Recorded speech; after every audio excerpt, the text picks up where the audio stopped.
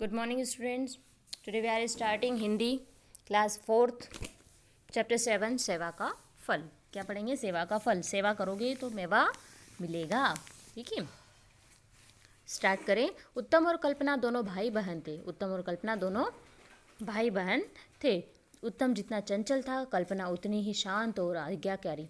एक दिन दोनों विद्यालय से लौट रहे थे. अपने घर के पास उन्हें एक कुत्ते का बच्चा घायल अवस्था में दिखाई दिया. दिखाई दे रहा है, ये देखो, घायल अवस्था में दिखाई दिया. कल्पना उसे देखकर रुक गई और बोली, भैया देखो, इसे कितनी चोट लगी. घर ले जाकर इसे दवा लगा देते हैं. मुंह बनाता हुआ उत्तम बोला, तुम्हें तो हमेशा फालतू काम ही सूझता है. भला इस पिल्ले का इलाज करके तुम्हें क्या मिलेगा?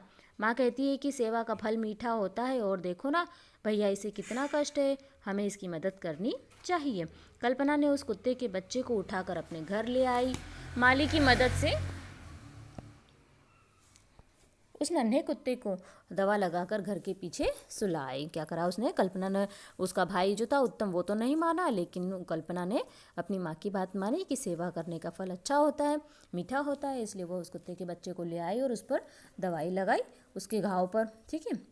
माँ जैसे ही बाजार से वापस आई, उत्तम ने माँ को सारी बात बताई. उसे आशा थी कि सड़क का कुत्ता लाने के कारण कल्पना को डांट पड़ेगी, किंतु इसके विपरीत माँ ने प्यार से कल्पना के सिर पर हाथ फेरा और अपने काम में लग गई. नन्हे कुत्ते को कल्पना टॉमी कहने लगी.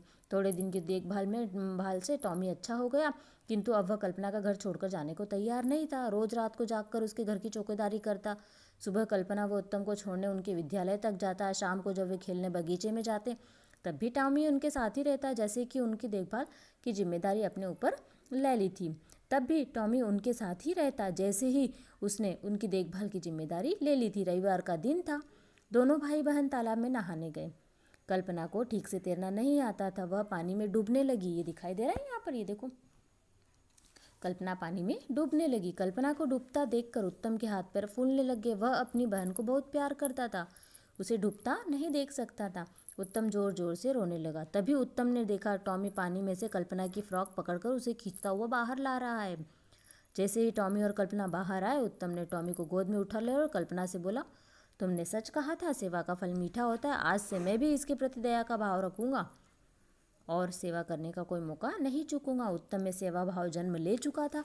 तीनों स्नेह की डोर में बंधे हुए घर की ओर चल दिए. क्या कहा है कि किसी की भी सेवा करने का फल हमेशा अच्छा ही होता है, चाहे वह देर से मिले, लेकिन वह फल मीठा होता है. Okay students.